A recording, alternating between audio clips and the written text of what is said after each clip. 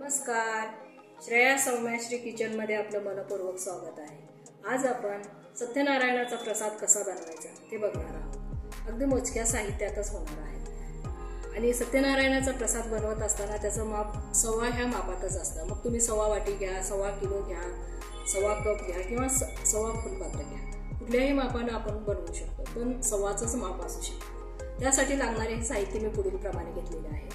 इथे मी या वाटीच्या मापाने सव्वा वाटी रवा घेतलेला आहे, सव्वा वाटी साखर घेतलेली आहे, सव्वा वाटी तूप आहे, हे काजू बदामाचे काप करून घेतलेले आहे, सव्वा चमचा वेलची पावडर घेतलेली आहे आणि सव्वा वाटी हे केळीचे काप करून घेतलेले आहे। त्यासाठी मी सव्वा वाटी रवा असेल तर याच्यासाठी आपण 2.5 वाट्या दूध वापरणार असेल। तसे तुळशीची पानं घेतलेली आहे। चला तर मग व्हिडिओला सुरुवात करू। आता आपली कढई गरम झालेली आहे, याच्यामध्ये मी तूप घालते। इथं थोडं तूप मी शिल्लक ठेवणार आहे, ते मी ड्रायफ्रूट्स भाजून घेण्यासाठी हे मी तूप थोडं इथं ठेवलेलं आहे। आता हे तूप गरम झालेलं आहे, याच्यामध्ये आपण हा रवा घालू।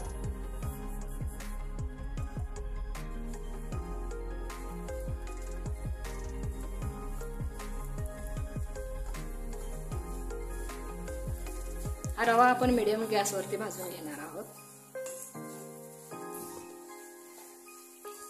आता हा रवा मी 2 ते 3 मिनिट परतून घेतलेला आहे। आता ही केळी आपण याच्यामध्ये घालू।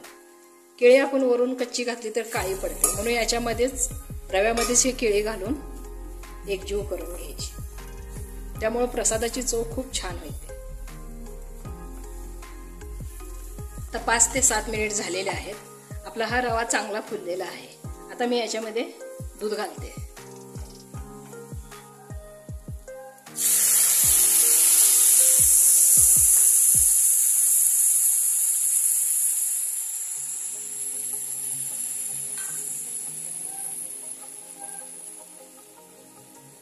आता आपण याच्या सगळ्या गाठी फोडून घेऊ।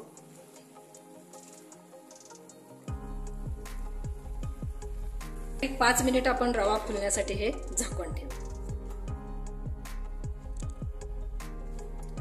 इथे मी थोड्या तुपावरती हे काजू बदाम आहेत ते परतून घेते।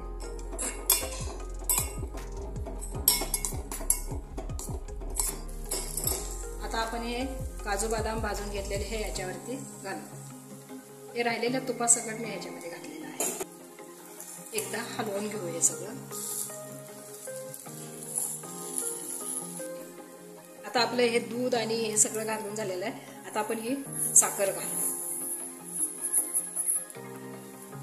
त्याचबरोबर याच्यावरती ही वेलची पावडर घालू। आता हे सगळं एकजीव करू आणि 5 मिनिट झाकून ठेवू।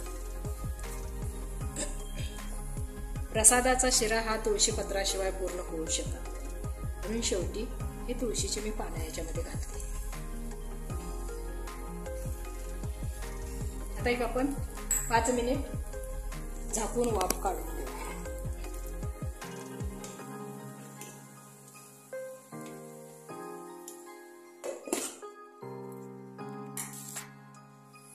आता एक 2 ते 3 मिनिट झालेले आहेत। आपला शिरा पूर्ण तयार झालेला आहे। आता मी गॅस बंद करून घेते। साईडने हे असं थोडं थोडंसं तूप सुटू लागले की समजा आपला शिरा पूर्ण झालेला आहे। आता मी गॅस बंद करून घेते, एका बाउलमध्ये काढून घेते। अशा पद्धतीने आपण आज सत्यनारायणाचा प्रसाद कसा बनवायचा ते बघितले आहे। अगदी साध्या सोप्या पद्धतीने आपला शिरा अगदी मऊ लुसलुशीत असा झालेला आहे। तुम्ही अशा पद्धतीने शिरा बनवून सत्यनारायणाच्या प्रसादासाठी बनवू शकता। तर तुम्हाला आजचा माझा व्हिडिओ कसा वाटला? जर माझे व्हिडिओ आवडत असतील तर व्हिडिओला लाईक करा, शेअर करा आणि सबस्क्राईब करा। धन्यवाद।